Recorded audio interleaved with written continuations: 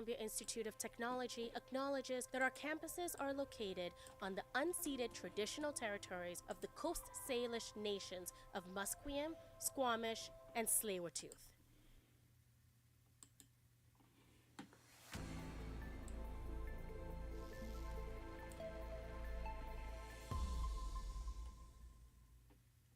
Good morning and welcome to the show. I'm Arden McLeod and this is your news at 10 o'clock. Healthcare workers providing involuntary care now have less legal concerns after changes to the Health Mental Act. BC Premier David Eby says the changes are designed to protect healthcare workers who deliver care to patients held under the law.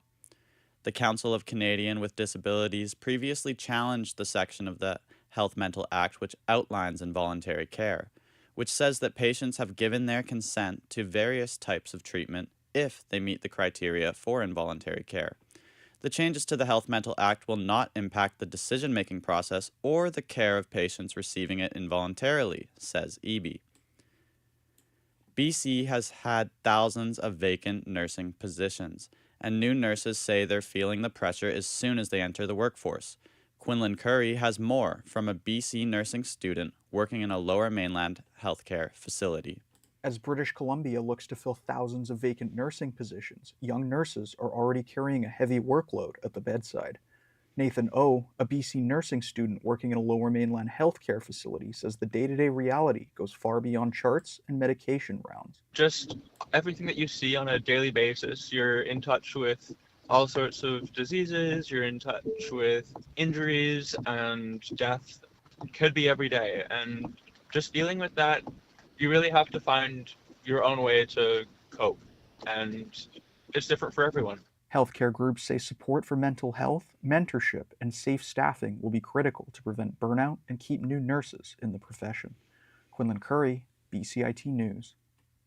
People are warned to avoid the area in Bella Coola where 3 grizzlies attacked a group of students and teachers, according to the Newhalk Nation elected chief, Samuel Schooner. Schooner says that the victims' road to recovery will be a long one, but the coastal community of Bella Coola will continue to support them however possible. Conservation officers say 2 grizzlies in the area have since been captured, but evidence could not conclude that either bear was involved in the attack. Further testing of one of the captured bears will involve DNA testing, and the search for the 3 grizzlies in Bella Coola continues. An Okanagan hunter killed a deer east of Enderby and sent a sample to authorities, which suggested that chronic wasting disease may be present after initial testing, according to the Ministry of Water, Land, and Resource Stewardship. This would be the first detection of the disease in BC outside of the existing management zone in the Kootenay area, according to the province. Recently, the province has implemented measures to track and stop the spread of chronic wasting disease. These measures include mandatory testing for harvested deer, moose, and elk in the Kootenay region, and restrictions around the transporting of the animals. The ministry is encouraging people to submit samples of deer outside the Kootenay region to better understand where the disease is present.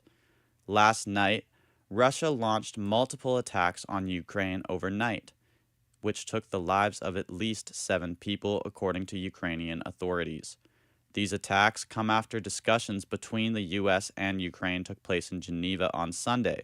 The nations were working towards a peace plan, brokered by the U.S. and Russia. As of this morning, water, electricity, and heat have been knocked out in parts of Ukraine's capital. Officials have not given current details of the negotiations. The Canucks are without goalie Thatcher Demko, and backup Kevin Lankinen has now started in 6 of the last 8 games. After the 5-2 loss to the Calgary Flames, Vancouver finds itself with one of the worst records in the NHL.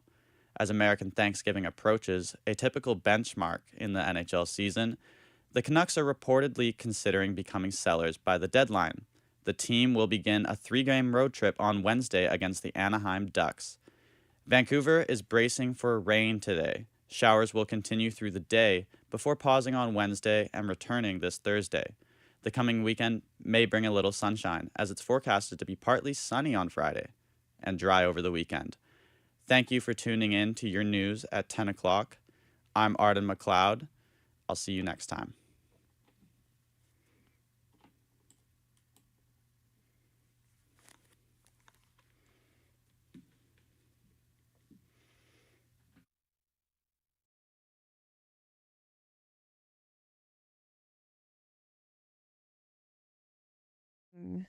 I knew a bit about like Lightroom and Photoshop before coming into the program, but I didn't really know much about Premiere, and that kind of scared me. And so BCIT has really helped to kind of grow my skills in video editing, which is something I didn't really think I could do before and actually really enjoy now. It also taught me how to use like the big cameras, so I can use more than just a DSLR now, which is very helpful as well.